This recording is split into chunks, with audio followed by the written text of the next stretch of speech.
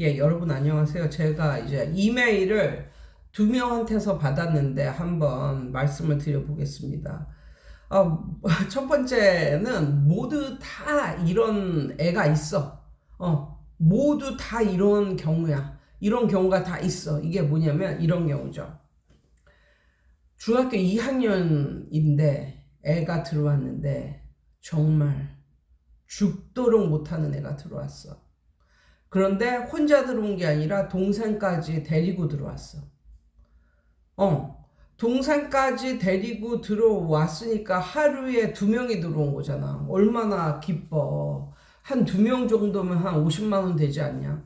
아무튼 이거는 정말 기쁜 일이야. 그런데 둘 다 죽도록 못하는 거지. 그러니까 어떤 느낌으로 이 엄마도 얘네를 넣었냐면 어 과외를 받고 싶은데 과외비는 너무나 비싸고, 그러니까 작은 학원에 이렇게 등록시키면 작은 학원에서 과외처럼 애들을 봐줄 것이다 해가지고 이제 그것만 여기다 넣은 거야. 그러니까 그런 류의 부모님들이 굉장히 많잖아요. 근데 여기에서 이제 선생님이 딜레마가 이제 시작되는 게, 애가 너무너무 못하니까, 죽도록 못하니까 이끌어 가기가 너무너무 힘들어. 그리고 특히 시험 대비가 왔는데 다른 애들은 그냥 쭉쭉쭉쭉 나가는데 얘는 너무너무 못해가지고 너무너무 힘들고, 그래서 다른 날 또 보충도 해주고 막 그러는데도 너무 힘들어. 그런데 얘를 못 가르치겠어요 이렇게 말을 하자니, 얘 동생도 다니는데 그러면 이 엄마가 기분 나빠서 두 명이 다 나갈 거 아니야. 그러면 두 명이 또 나가는 거잖아. 이거는 좀 큰 손실이지, 타격이지. 알잖아, 학원 강사들은 한 명 나가는 거는 그 애가 학원에 난 학원비 이상으로 정말 힘들어해. 차라리 돈을 누가 이렇게 나한테 뜯어가는 게 낫지. 그만큼의 돈을 뜯어가면 그만큼 힘들지는 않아. 근데 애가 나가면 힘들어 한다고. 그게 학원 선생님들의 그런 생리라고나 할까, 뭐 이거거든. 괴로워하잖아. 그러니까 이 선생님은 얘를 끼고 가르치는 것도 너무 힘들고, 또 내 보내자니 아깝기도 하고, 또 내 보내고 나서 너무 후회할 것 같기도 하고 막 이렇다는 거야. 그래서 이제 이걸 어떻게 하냐고 이제 하는데, 저는 이렇게 생각을 합니다. 걔네 두 명을 내보내는 건 뭐 솔루션이 아니야. 얘네를 홀드하고 있는데 선생님을 위해서가 아니라 그 아이들을 위해서도 홀드하고 있는 게 좋은 거야, 선생님이. 근데 홀드하고 있으나 선생님의 태도나 마음가짐을 좀 바꿔. 어떻게 바꾸냐면, 어떻게 중학교 2학년 때 지질이 못하는 애가 들어왔는데 얘가 어떻게 100점을 맞는 애가 되겠어. 얘가 그렇다고 엄청나게 천재스러운 그런 애도 아닌데 얘가 어떻게 100점 맞는 애가 되겠냐고. 그러니까 너무 힘들지. 그러니까 얘의 기준을 선생님이 종전에 데리고 있는 얘네한테 맞추지를 말란 말이야. 그러니까 예를 들면 뭐 시험 대비를 해. 시험 대비를 하면 원래는 대부분의 학원에서는 시험 대비를 할 때는 단어를 다 외우게 하고 본문과 다이얼로그 정도는 다 외우게 시켜. 외우게 시키고, 그리고 애들 기출문제도 엄청 빡세게 풀게 하고, 또 그거 이외에도 학교에서 주는 프린트물 이것도 선생님이 열심히 해가지고 머리 잘 돌아가는 애들한테는 그냥 그것도 외우게 그냥 시켜버려 그냥. 그리고 선생님이 거기에 대해서 설명도 해주고 그러지만, 야, 이것저것 다 귀찮으면 그냥 다 외워버려라. 머리 좋은 애들은 그것도 금방금방 외우니까. 이렇게 하기도 한다고. 그래가지고 이제 선생님은 막 기출문제도 막 해주고 막 여러 가지를 해주잖아. 그런데 그거는 선생님이 기존에 데리고 있는 그런 애들한테나 해주고, 얘한테는 기준점을 낮춰. 그 엄마도 지금 몇 달 해가지고 얘가 지질이도 공부 못하는 애가 100점 맞고 뭐 이런 걸 바라지는 않을 거야. 본인도 어떻게 할 수가 없으니까 여기에 맡긴 거거든. 그러니까 예를 들면 영어 뭐 시험 대비를 한다고 했을 때 모든 아이들은 거기에 나오는 쫙 다 모든 단어들을 외워서 막 지필 시험으로도 보고 뭐 말하기 시험으로도 보고 뭐 이러지만 얘만큼은 선생님이 중요하다 싶은 것만 줄을 쳐줘. 그래서 그 정도를 외우게 시켜. 그리고 만약에 철자도 막 그냥 중학교 2학년인데 철자도 몰라서 뭐 이러면 철자는 외우지 말고 그러면 이 단어를 보고 뜻을 말할 수 있게끔 그 정도만 하란 말이야. 그래가지고 얘한테 bite size, 걔가 먹을 수 받아 먹을 수 있을 만큼만 해. 만큼만. 그래서 뭐 다른 애들은 막 하루에 100단어를 막 외우고 왜냐면 그 공부 잘하는 애들은 선행학습을 몇 년씩 하는 애들은 학교 단어는 개 쉽거든. 그러니까 하루에 100단어 이거 시험 보는 것도 껌이거든, 껌. It's a piece of cake 이거든. 근데 지질이 못하는 애들은 이거 10개 외우기도 힘들다고. 그러면 시험 대비할 때 이거 10단어 외우다가 집에 가. 이게 뭐 하는 짓이야.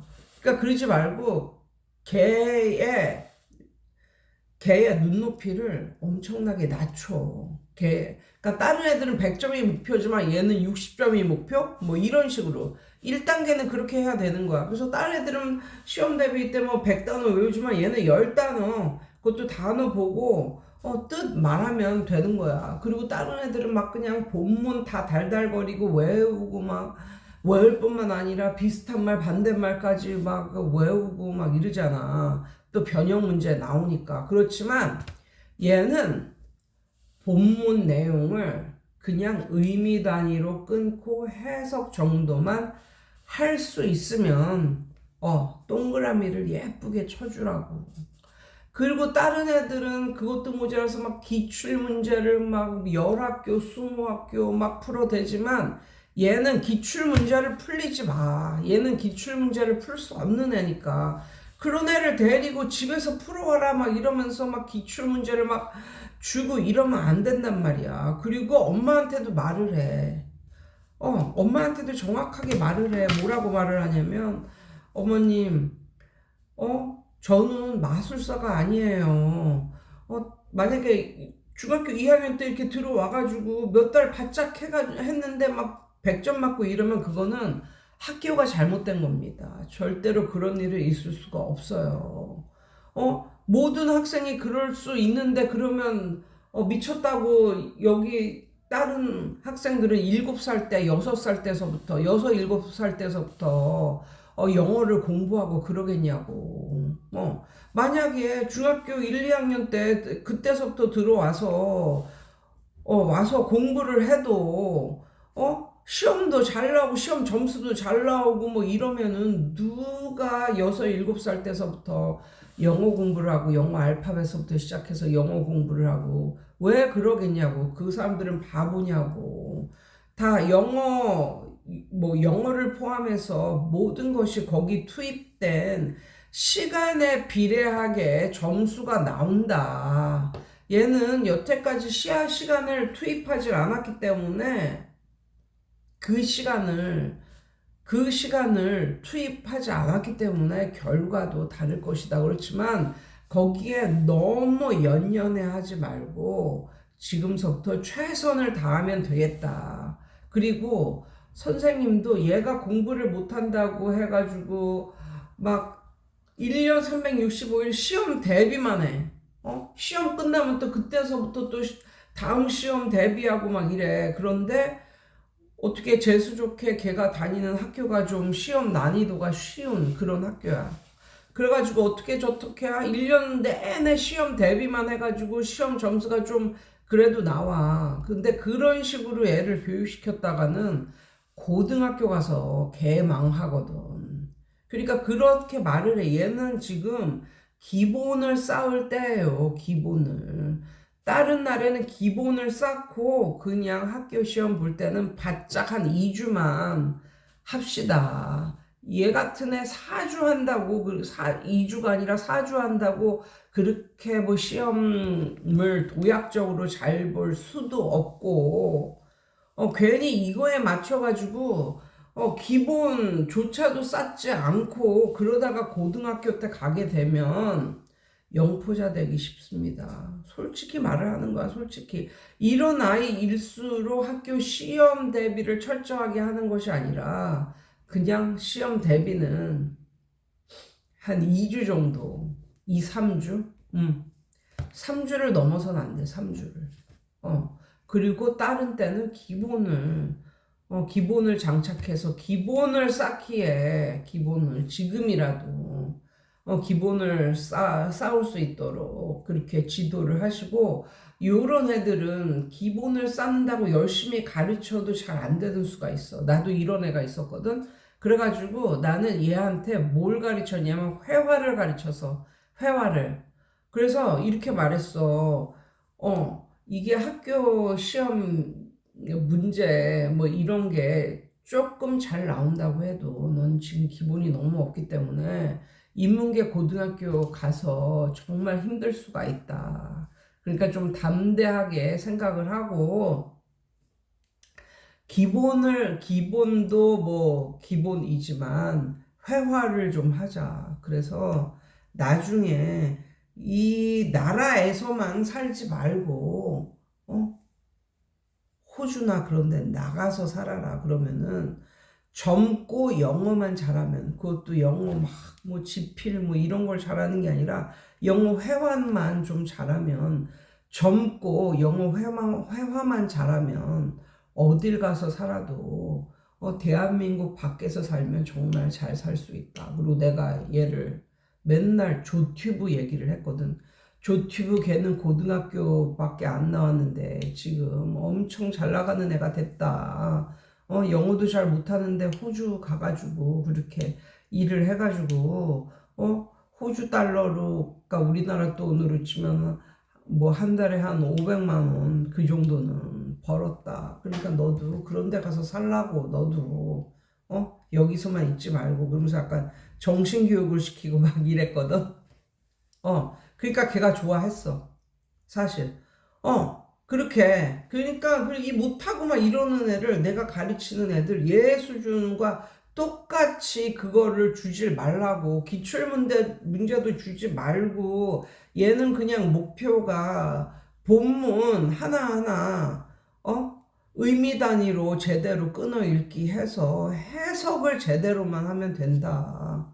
그거에 목표를 두고, 그리고 이 이외에는 기본을 쌓는데 좀 중점을 두고 그렇게 나아가고 부모한테도 그렇게 얘기를 해라. 부모한테도 좀 그렇다고 뭐 못하는 애 하나 들어와서 나 너무 힘들다 이렇게 하지 말고 그런 어조로 하지 말고 그냥 아주 솔직하게 그리고 담백하게 이렇게 얘기를 해라. 그러면 얘는 이렇게 지금부터 기본을 쌓고 이렇게 하면은 중학교 때는 잘 못해도 이제 이 기본이 쌓이면 고등학교 때 자기 점수에 맞춰서 이제 고등학교 가면 거기서는 내신도 잘 받고 또 재수 좋으면 대학도 잘 들어갈 수 있다 뭐 이런 식으로 좀 넓은 시야로 보자 근시안 쪽으로 보지 말고 뭐 이런 식으로 말씀을 드리면은 솔직히 뭐 부모가 자기 자식의 상태를 모르겠어요. 아무튼 저는 그렇게 할 것 같아요. 그리고 그다음에 두 번째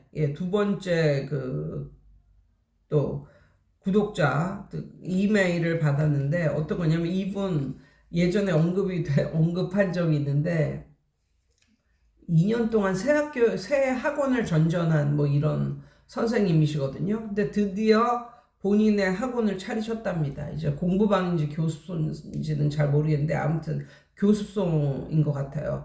교습소를 차렸고 그동안 자기한테 배웠던 그런 아이들의 부모님은 축하한다고 이러면서 교습소를 차렸는데 막 금일봉도 막 잘 해보라고 이러면서 금일봉도 주시고 막 이러셨대요. 너무너무 좋은 거죠. 드디어 이제 자기 사업을 시작하셨으니까. 그런데 중요한 것은 이분이 이제 애들을 가르치고 또 누구를 가르쳤냐면 본인의 조카를 가르치게 됩니다. 그러니까 예, 친척이죠, 친척. 예, 친척이 아니라 본인의 조카니까 언니나 뭐 동생이 아이잖아요. 그러니까 엄청 친한 거죠. 본인이 이모잖아, 이모. 이모가 이제 조카를 가르치게 됐는데, 이게 지금 기억이 뭐 동생인지 뭐 언니인지는 모르겠는데, 아무튼 조카를 가르치게 됐는데, 이제 딴 사람들은 이제 너무나 선생님 좋다고 하는데, 이 조카가 너무 그 시간을 자꾸만 바꿨다 이거야, 바꿨다. 그러니까 뭐 이래서 뭐 시간을 바꾸고 또 저래서 시간을 바꾸고 마치 다른 학원이나 뭐 본인의 그런 상황 이런 거에 맞춰서 그냥 이 학원 시간은 입맛대로 이렇게 바꾸는 막 이런 느낌. 그래가지고 나중에는 예, 이게 막 짜증이 나더래요. 근데 짜증이 날 만도 하죠. 얘가 사실 그 뭐 교실식 수업이 아니라 이제 개인적으로 봐주는 1대1 맞춤 뭐 요런 수업이라 할지라도 시간은 초등학생이 오는 시간과 중학생이 오는 시간, 고등학생이 오는 시간은 좀 어느 정도 맞춰줘야 이게 학원이 제대로 잘 굴러가. 왜냐하면 정말 고등학생이 하는 시간에 막 초등학생이 와서 막 왔다 갔다 하고 막 이러면 이게 정말 짜증이 나거든. 응. 그렇기 때문에 그 시간 정도는 좀 맞춰줘야 되는데, 이 선생님도 그래서 이제 짜증이 나는 거야. 이제, 그냥 아무 시간에나 막 온다고 막 하고, 막 시간을 여러 번 바꾸고 이래가지고. 그래가지고 이제 결국은 약간 뭐, 그, 자매끼리 의가 상할지도 모르는 뭐 이런 지경에 온 거예요. 그러면서 자기가 너무 세게 말을 한 건가 뭐 이런 식으로 말하는데, 원래 새로운 사업하잖아요. 그러면 원래 제일 1착으로 틀어지는 게 자기의 피부치들. 예. 그게 1차로 틀어지고 2차로 틀어지는 게 선생님 여기서 해보세요. 뭐 이렇게 막 뭐 자기가 원래 아주 처음서부터 자기한테 배웠던 그런 애들의 부모 있잖아요. 그런 사람들이 제일 의가 빨리 상하는 법이에요, 원래. 새로운 비즈니스를 하게 되면 그게 마치 무슨 공식 같아.